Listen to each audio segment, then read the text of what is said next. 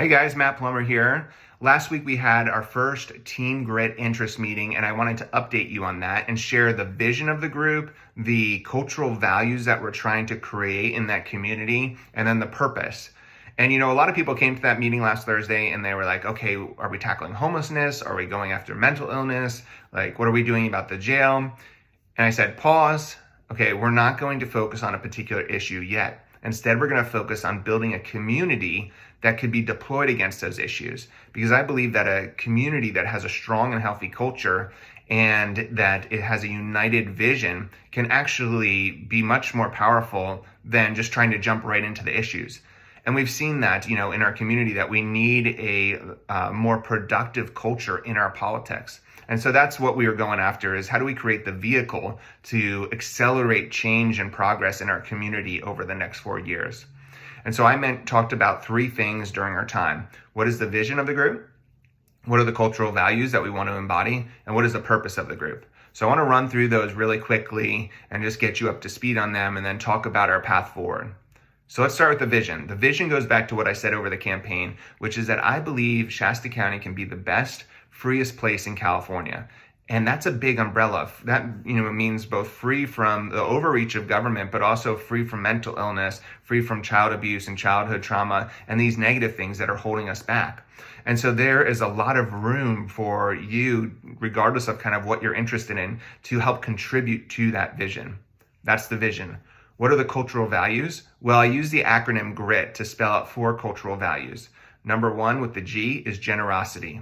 So generosity has to do with giving of our time, our energy, our resources, our goodwill, our forgiveness. And if we can be a people that are generous and that give of ourselves, I think the ultimate expression of generosity is self-sacrifice, where we give up something that could have benefited us and cost us something for the benefit of others or benefit of a particular individual. And that's so powerful, because if we create a community where everyone is engaged in self-sacrifice, then it creates a safe place where we can take risk and we can do things for the good of the community, knowing that other people are going to step up and fill the needs that we have when we are there. And so this idea of self-sacrifice, this idea of generosity, and assuming the best of other people, giving them the benefit of the doubt, forgiving them when they say something that might offend you, that is what we're trying to cultivate in this community. And there's a really cool story, which I'll share later this week, about somebody who actually engaged somebody with very different political opinions after this meeting as a result. And I think that's just a small sign of what can happen here. So G is generosity, R is results. And results is about, are we actually having an impact on the community?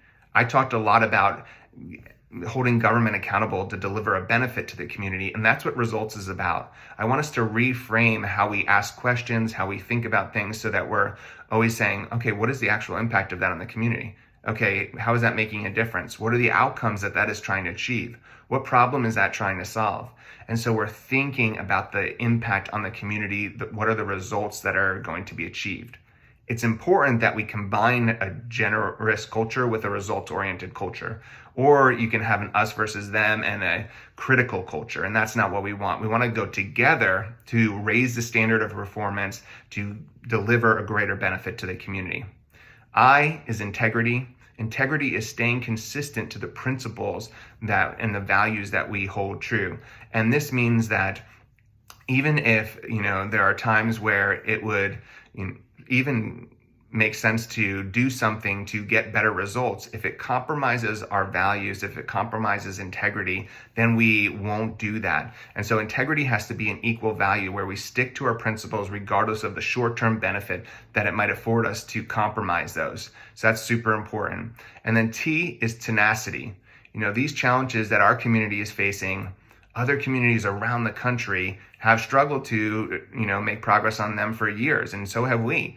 And so it's not like these things are easy, but they are possible. It's possible to make progress here, but we have to be a community that's going to keep going, that's not going to give up as soon as we run into an obstacle, that's going to go above and beyond, and that's going to sprint through the finish line and keep going even when it doesn't look good. Because there will be times where it feels perhaps discouraging to, continue to progress on an issue. So a tenacious culture, a generous culture, a results-focused culture, and a culture of integrity is what we're going after. Now, the purpose. The purpose of this team is to gather, so foster community, not just within this group, but within all of Shasta County and particularly District 4. We talked about some ideas for that. Research, deeply understand what is going on in Shasta County, the good, the not so good, what is going on outside of Shasta County that we should be learning and adapting to Shasta County. I is inform. It's really important that we bring people along on the learning journey as we're learning, because, as one person who was there and they're a nonprofit provider in the community, they said, I thought that everybody knew what I was doing, but when I started sharing, realized, wow, people have no idea what I'm working on. It was a light bulb moment that we have to communicate. We have to bring people along as we're learning. And then T is transition, which is how do we set ourselves up so that when I take office in January, that I'm ready to hit the ground running and start making change and progress on these issues right away.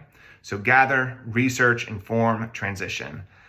How do we become the best, freest place in California? We create a culture of generosity, results focus, integrity, and tenacity.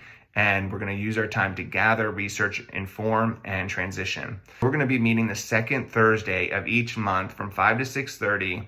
I'll give you updates on the location.